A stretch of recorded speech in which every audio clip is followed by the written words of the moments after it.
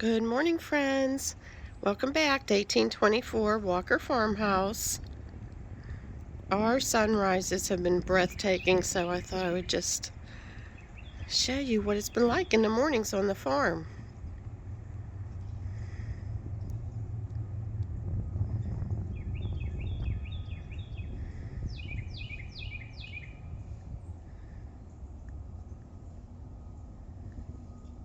Oh, the sun is just so pretty today coming in the window.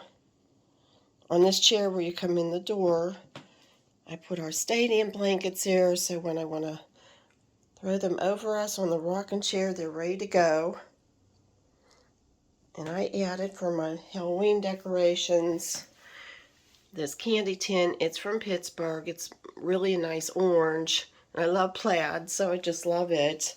And my friend Jen Tavaletti from Rabbit Hill Designs, Rabbit Hill Primitives, Jen Tavaletti Designs, you can find her online. When we had a store every year, she made an 1824 pumpkin. They're personalized. My friend Karen made these pumpkins. And again, Jen with her cute little pumpkin doll. And then she just brought this year's pumpkins. I think I have a few. If you're interested in them, you can email me and let me know. I think they're adorable. So I added those this year for my Halloween decorations.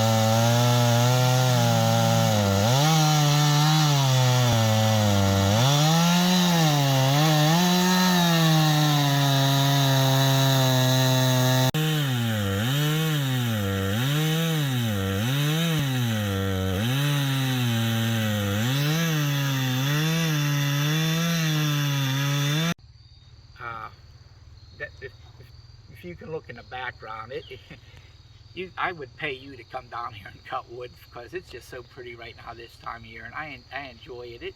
It's nice in the wintertime too, but right now the trees they're starting to say goodbye, but they're still so pretty, and the leaves on the ground are just so interesting, and it's just it's it's not a chore right now. It's a great time to cut wood. So.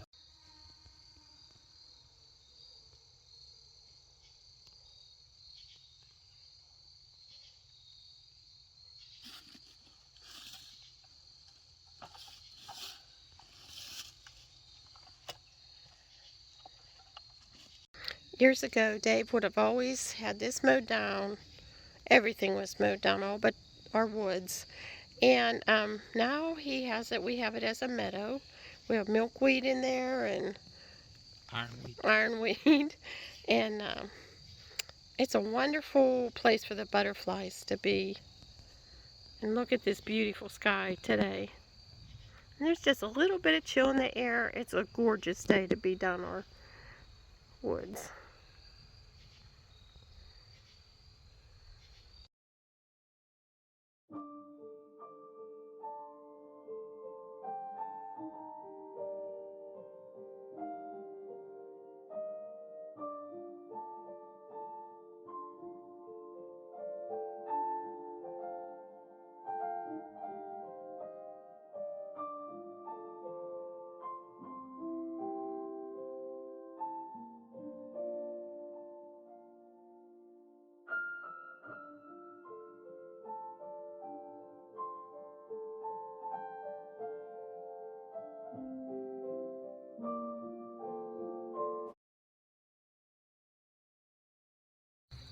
Hi everybody, down here cutting wood. We have 10 acres of woods over there, and we always have some dead trees, some down trees.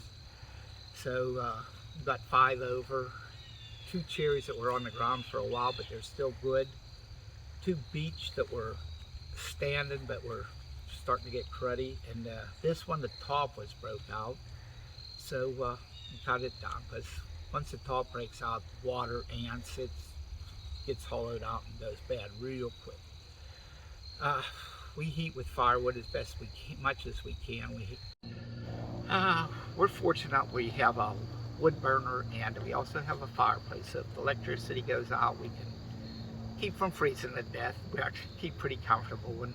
When we did have a store, we used to heat it with a little wood burner, and we have friends occasionally that have a tree or have a wood lot that they want have some trees down, so we'll go get them. Well, we have the vet coming again today.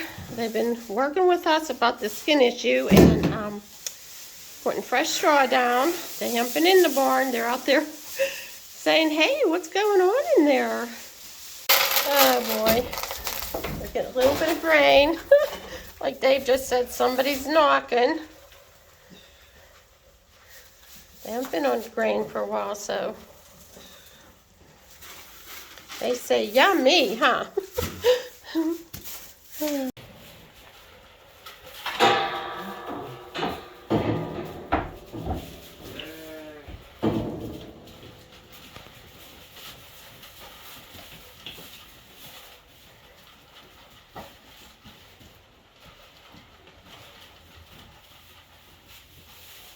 You got one more to come in. Keep coming.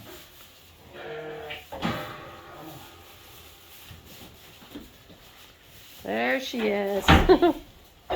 Yay, we got them all in. We're ready for the vet. Dr. Zanella's coming. She's on her way. So we're waiting for the vet, and we decided we'd just take a walk in our woods. It's all of a sudden the sun come out. It's real nice. And David and I were thinking, you know, we'd like to teach you a little bit about what we think of land management, forest management on our farm. A little disclaimer, I only know what I know about woods, but we know a little bit, so we'll tell you about some of our trees. We have, we're in western Pennsylvania, so we have cherries, oaks, maples, beech, and poplar, and we've got a few other ones thrown in there, but those are predominant species, I would say. So when we had all our sheep, when we were a meat farm, we had a lot of people ask us why we don't put the sheep in the forest. And for one thing, it wasn't fenced well, and also we didn't want them eating the saplings because we think of the future. yeah, we'll show you later, but there's always trees coming down. The deer take their toll on some little saplings. They rub them with their horns to get the velvet off. So and we were a meat farm. I was real picky about our lamb. We had a good reputation for our meat. So absolutely, we didn't use any chemicals on our lawn that would go down into the fields. And we just thought it was important that they aren't in the forest, so that we knew that their meat was always good lamb meat. and it's difficult to keep fence in the woods because there's always trees falling. Deer run and don't see fence and can take their toll on it. Right. That's why we shy away from grazing in the woods. Okay, everybody, this is our creek. As you can see, it is full of leaves now. It's fall. They have many have fallen. But further down the creek, you see a cherry tree. That tree pretty much eroded the bank away, or it was just wasn't stable enough to keep that tree up, so it fell down.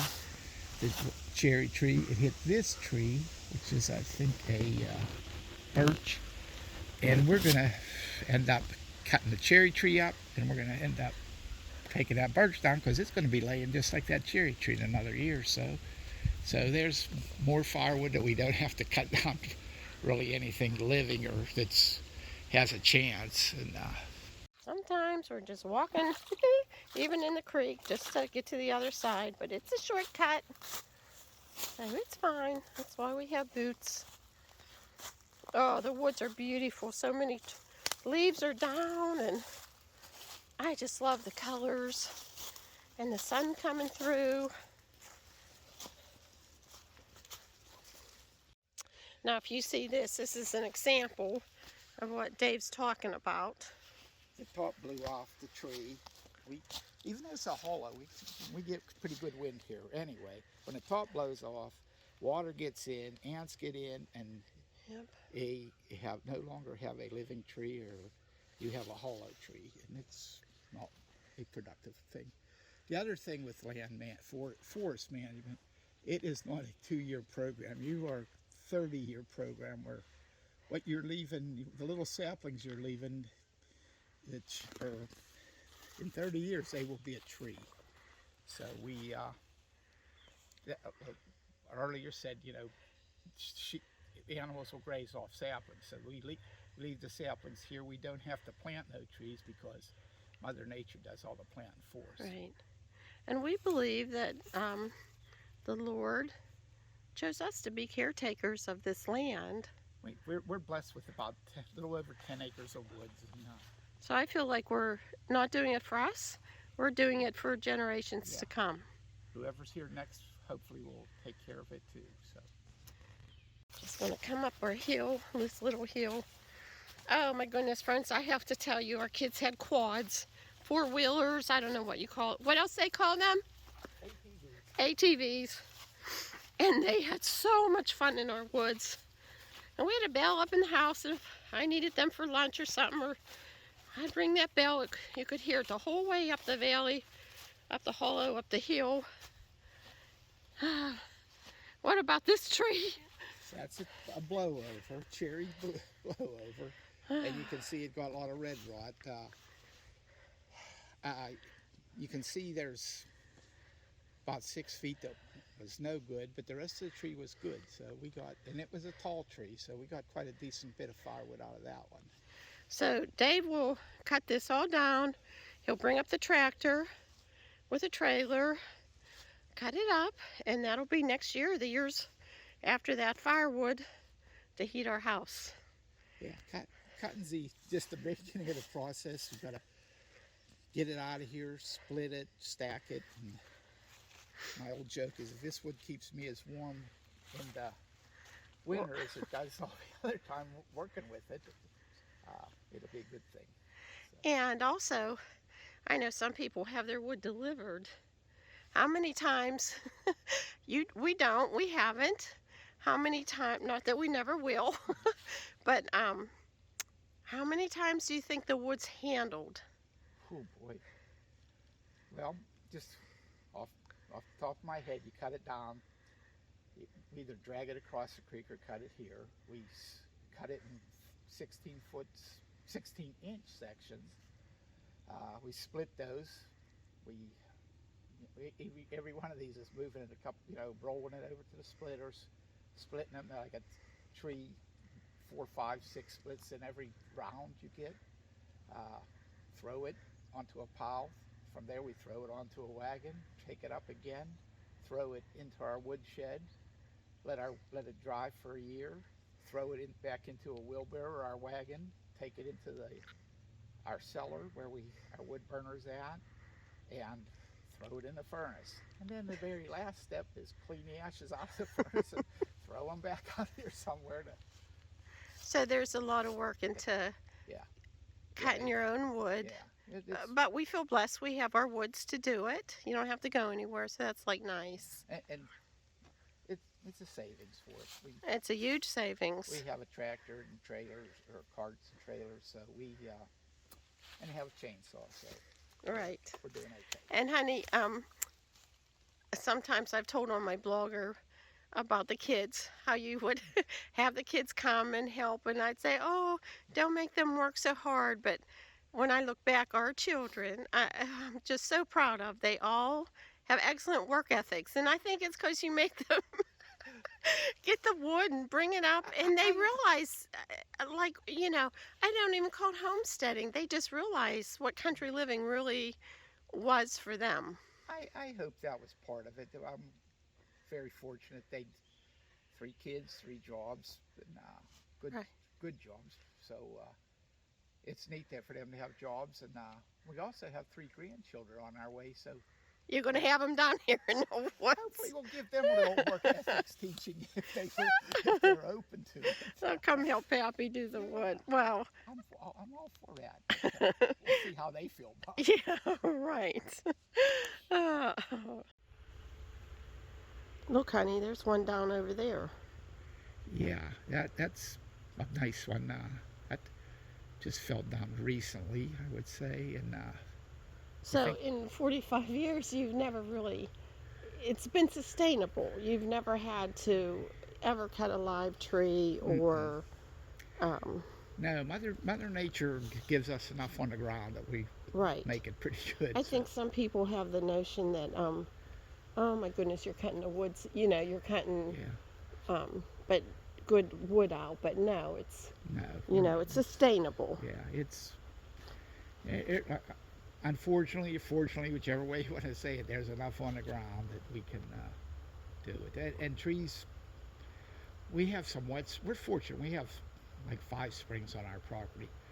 Well, that affects everything too. That creates a wet spot where the roots don't grow exactly as they should, and those trees end up just tumbling down when they're not in the solid dry ground. They'll grow and start, and when they get heavy enough, they just fall down. Oh, I like the shadows on that tree. And look over there, there's a lot of yellows. Are those birch? Beech. Beech, I meant. Yeah, those are beech, and beech is an aggressive wood. We have a fair amount of beech, and But they're pretty with the sun on them. they're beautiful, and they have a lifespan too. And there's always new pests. Actually, I was looking this way. I'm going to show you what happens to a cherry tree why we have to cut stuff down. Okay, folks, here we have a cherry tree about 16, 18 inches across, and it is tall. Trees in the woods grow tall without a lot of branches because they're striving to get up above the canopy and get their share of light, and there's no light below.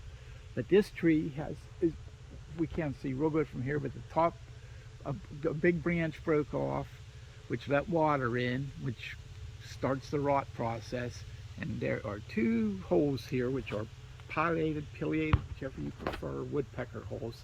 And pileated woodpeckers love ants, so they love cherry trees because they're loaded with ants usually when something's.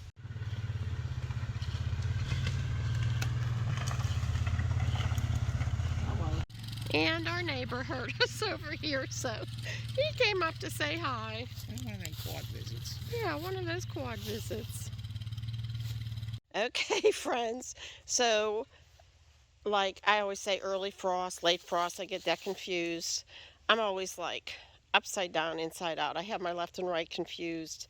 It's just how I am. So anyhow, we're over there, and I said beech. He says, no, it's birch. And he's over here, and he says burl. And I said, no, you said birch. But anyhow. Burl is a birth defect in woods. It makes the grain go crazy. People like to get a piece of burl and turn it into a bowl where you get all these neat grain features in it. So that's a burl right there. That's a burl in the tree. Yeah, unusual. Too many bees for me. Burl, beech, yeah, birch. But that is neat. And I love bowls. Yeah. There's antique bowls made out of those too. Beautiful. Desirable. Land management is important to me and Dave. In 45 years, he's used the woods for heating the house, and he's never cut down a live tree. Oh, and look at the beautiful moss on here. That's absolutely gorgeous. And there's still ferns in the woods. More nice moss. And oh, beautiful moss.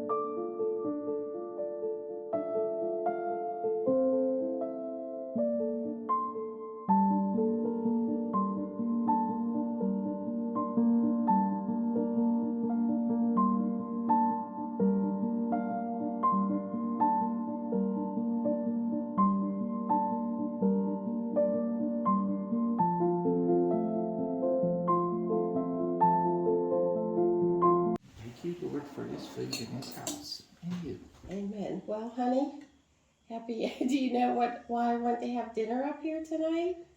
It's the anniversary of the house. It's 10 years since it's been completed.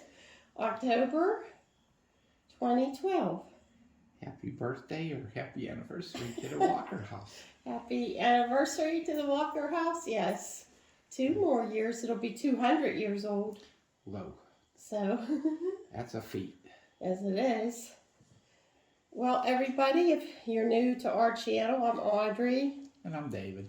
And we moved this house. Dave moved this house.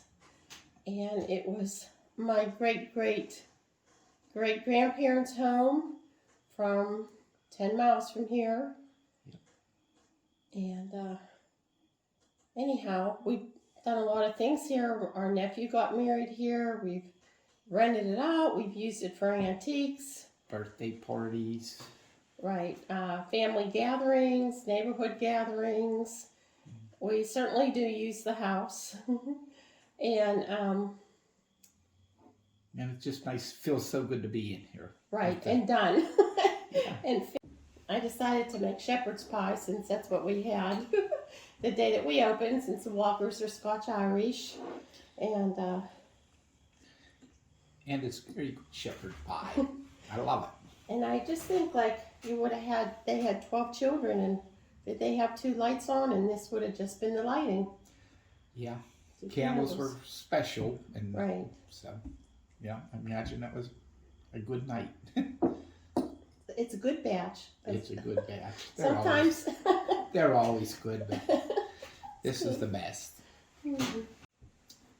Well, as we eat our supper, thanks for following along, everybody. Subscribe, like, and all that good stuff. And thank you for watching. See you next time. We love to share. We do. And we love history, so you'll be getting some little bit of history about the 1824 house. Thanks for following along. Bye.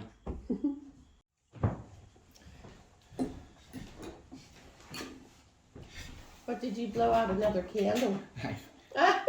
I blew out one. I blew out 2, actually. Well, this looks really neat.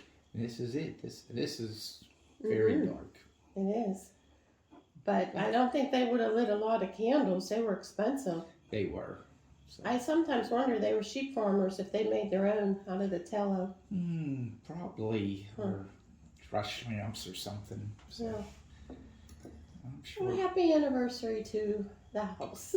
Yeah. Happy 10 years. Yeah. Being moved. And a big move in our life too, so, and a fun one.